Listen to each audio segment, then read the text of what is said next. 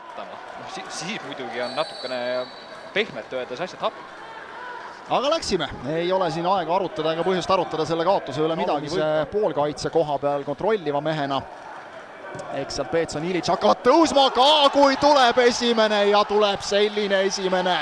Zakaria Beglarishvili, kes muu. Mees on löönud sellel staadionil ühes teises rohelises särgis väga kauni teisel minutil ja lööb nüüd selles rohelises särgis veel kaunima jällegi teisel minutil. Adžiri ja Beglarishvili, Adžiri proovib ja 2-0 ja küll tuleb ilusti. Müür seisab ja vaatab ja väravavaht lendab, aga kasu pole sellest ja 2-0 8 minutiga. See on küll vist veel ilusam algus, kui Levadia ise ka oskas oodata.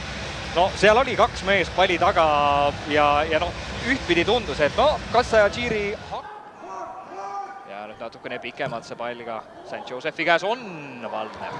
Nüüd siin hästi mängivad Gibraltari mehed värava alla ohtlikult, aga sealt lüüakse puhtaks, veel teine katse ja uuesti puhtaks, see pall jääb nüüd lahti ja otse keskele Valnerile sülle. Initsiatiiv on käest ära. Just, see on võib-olla kõige õigem. No sellise lahtimängu järel muidugi.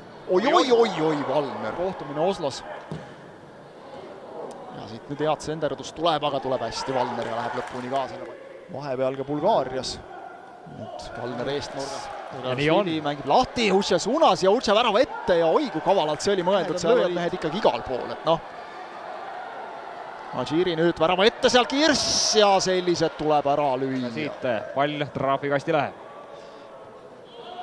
Ja sealt tuleb Valner ja hästi tuleb Poro. Tera pall sinna tuleb. Pall lahti kastis nüüd, sealt jääb Peetson ootama midagi ja penalti.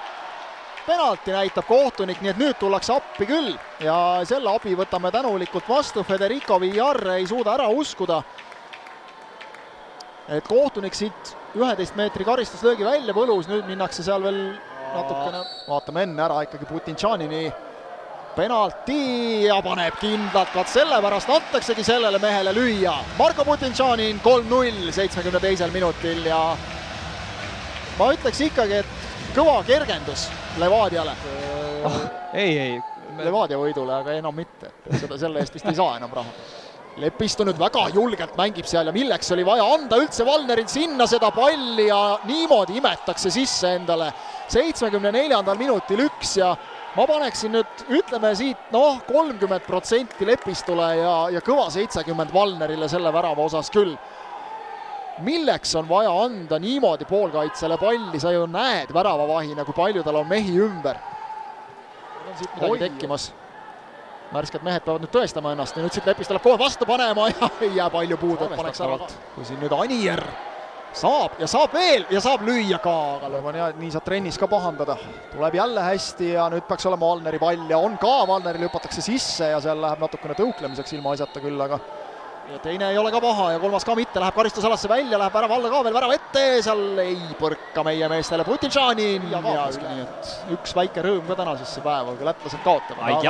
Siin oleks muid rõõme vaja, nüüd on seal mehed halvasti maas ja seal tehakse päris pahasid liigutusi, nii et. Ja kas Lepistule tuleb siit teine kollane?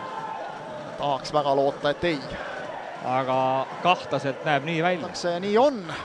Brent Lepistule teine kollane kaart, kokku punane. Ja Levadia kaptenil kordusmäng jääb mängimata. Kaadris, kuidas